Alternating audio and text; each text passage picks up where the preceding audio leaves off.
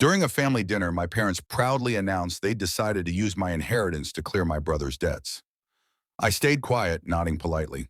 What they didn't know was that I'd already moved everything into a private trust, untouchable, irreversible, and completely out of their reach. My name is Alexandra, and at 33, I never imagined I'd find myself perched on the edge of my parents' familiar floral couch in their suburban living room, the air thick with the scent of mom's lasagna, bubbling in the oven, feeling less like a daughter returning home and more like a client facing a hostile takeover in a high-stakes boardroom negotiation. The overhead light cast harsh shadows across their faces, illuminating the strain in Dad's furrowed brow and the forced brightness in Mom's smile, while Andrew lounged with his phone, his luxury watch glinting like a silent accusation. I'm a financial advisor by trade, someone who navigates market crashes and retirement portfolios with calm precision. Yet here I was, my pulse hammering in my throat, realizing that all my expertise in money couldn't shield me from the raw, twisting dynamics of family and the inheritance that had turned us all into strangers. It started with Grandma Martha's passing just a month ago, a loss that carved a hollow space in my chest. But what followed was a cascade of greed that shattered the fragile illusions I'd clung to about blood ties. When Dad's text pinged my phone 3 weeks after the funeral family meeting this Friday at 6, important financial matters, my stomach plummeted like a stock in freefall, a premonition that this wouldn't be about sharing memories or scattering ashes, but about carving up what little legacy Martha had left behind. Driving there that evening, the highway stretching out under a bruised twilight sky, I gripped the steering wheel tighter, the bottle of wine in the passenger seat a pathetic peace offering. My mind racing through childhood echoes of favoritism and bailouts that had always left me scraping by while Andrew floated on their endless indulgences. Grandma Martha wasn't just family, she was the architect of my soul, the one person who saw potential in me when others saw obligation, her wrinkled hands guiding mine over diner napkins, sketched with pie charts of prosperity during our sacred Sunday brunches. From the time I was 7, while peers lost themselves in Saturday morning cartoons, I'd sit across from her in that worn vinyl booth, the aroma of fresh coffee and syrup enveloping us like a warm embrace, as she divided her pancakes with deliberate precision. This slice for daily bread, this for tomorrow's harvest, this for sharing with the world, and this sliver for the joy of now. Alexandra. That's the alchemy of wealth, not chasing whims but cultivating roots. Her voice, gravelly yet melodic, wove tales of Depression-era scrimping, of turning pennies into security, and those lessons burrowed deep into my being, sprouting into habits that defined me. By 12, I'd crafted my own allowance ledger, color-coded and meticulous. At 16, babysitting earnings fueled my first brokerage account, and Martha's eyes would sparkle with unbridled pride as she pored over the statements, never dictating but probing with questions that illuminated my path. What risks lurk here, child? How does this align with your dreams?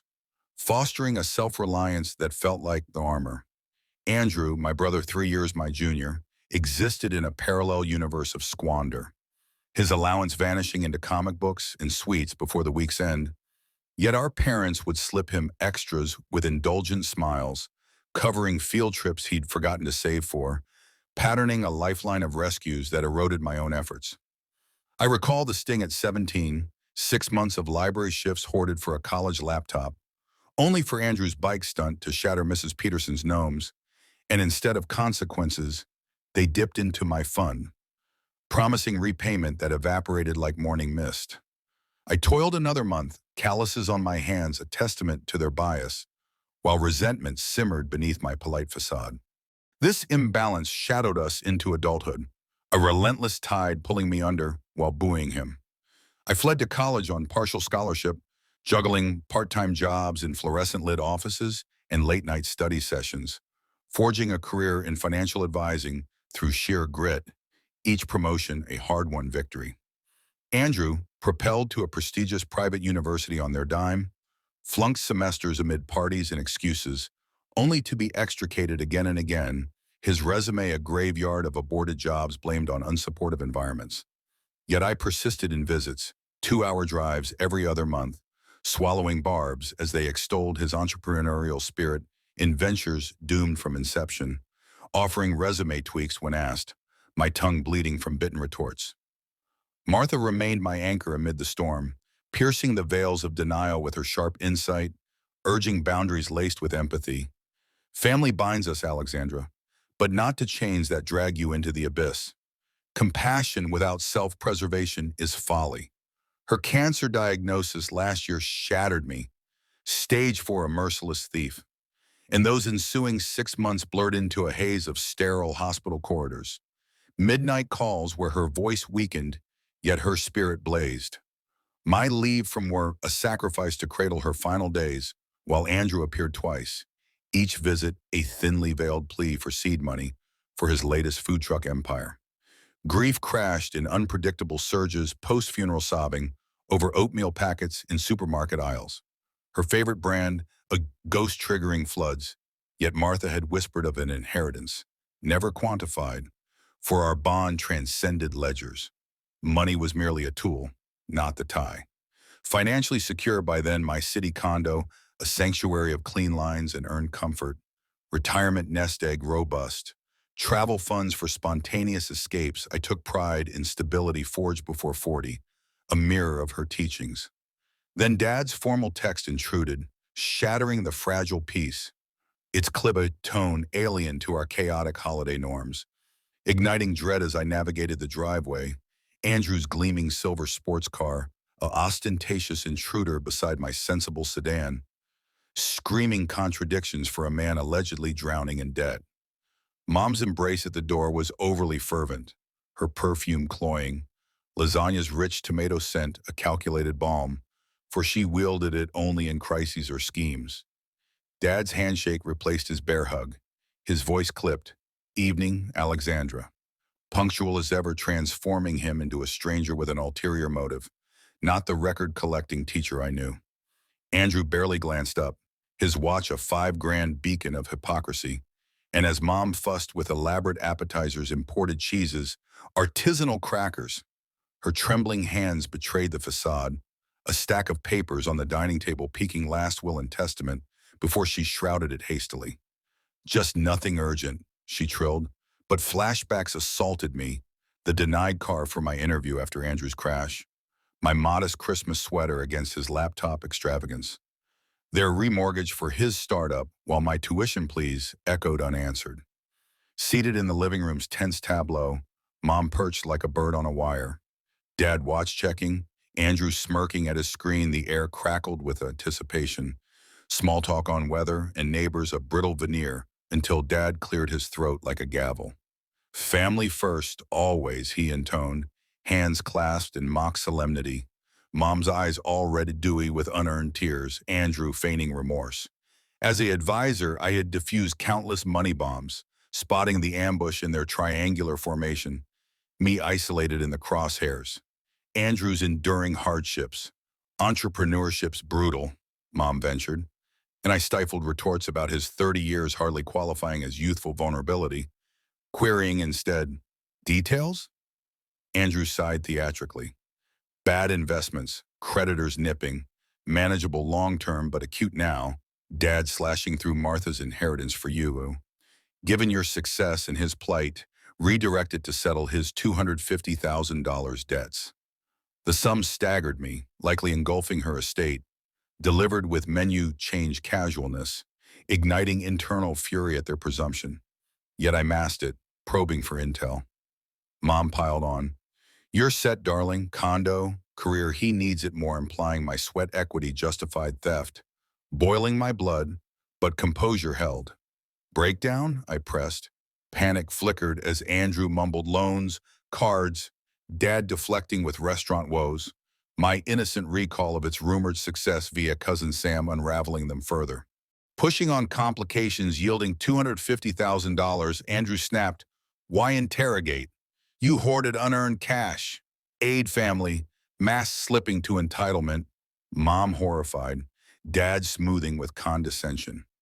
Quoting Martha's devil in details, Mom flinched guiltily, Andrew admitting condo down payments, car, living expenses amid watch and vehicle splendor, lifestyle, not legacy.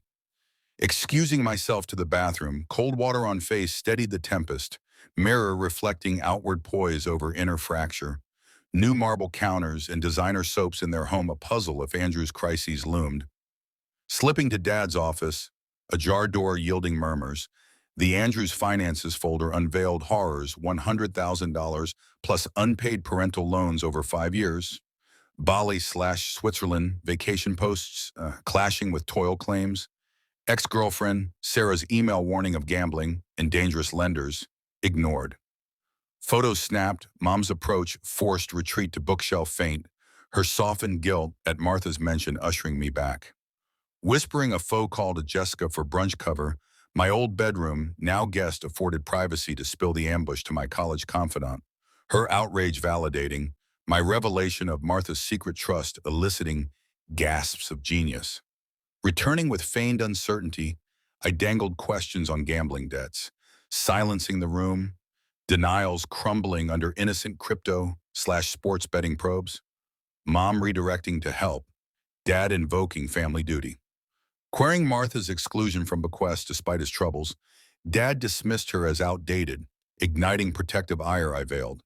Pretending consideration for signatures, Andrew's commercial deposit slip confirmed premeditated spend, Dad producing forms from Mr. Walters. The moment crested, revealing the 6-month prior hospital bedside pact with Martha, her frailty belying clarity as she summoned attorney Franklin Patterson, decrying parental enabling I love my son, but he'll exploit you transferring assets to irrevocable trust pre-death, will a decoy, provisions barring loans without co-trustee approval. My initial guilt quelled by her tales of their persistent asks. Trust ironclad, probate a sham for remnants, honoring her anti-squander ethos. Their faces cycled shock, denial, anger, Andrew erupting, Mom sobbing unfairness, Dad intimidating then wheedling. Unveiling phone recordings from Entry, Virginia, one-party consent capturing theft plots, gambling hides, deposits back to cloud with Jessica and Patterson access, Dad's demand rebuffed. Mom's how could you to family. Met my U-plan theft without asking, Andrew's struggle lecture countered with my triple job college versus his bailouts. Threats of contesting dismissed as futile, Andrew disowning me stinging yet liberating. Departing amid Mom's appearance worries, car exodus mingled grief, rage, freedom, Martha's gift of strength and boundary wisdom. Turbulent weeks ensued, manipulative texts, Andrew devastated, Dad's chest pains affirming choice, Jessica's weekend solace reinforcing protection over enabling. Chosen family emerged cousins Elaine and Aunt Susan sharing exploitation tales, easing isolation. 3 months post, Martha Williams Financial Literacy Foundation launched with trust portion, curricula blending finance and manipulation resistance, students' breakthroughs evoking her pride, therapy unpacked grief, affirming distance as health. 6 months, emailed Andrew free counseling, rejected curtly, closure in rejected olive. Year later, parents call amid their co-signed failures sought funds, not apology, offered resources, denied, labeled selfish boundaries, held. Lessons crystallized true family respects, growth, independence encompasses no, worth innate. Martha's loving no now mantra, life-proud foundation thriving. Friendships deep, family redefined by respect. Boundaries aren't selfish, they're survival against familial financial predators.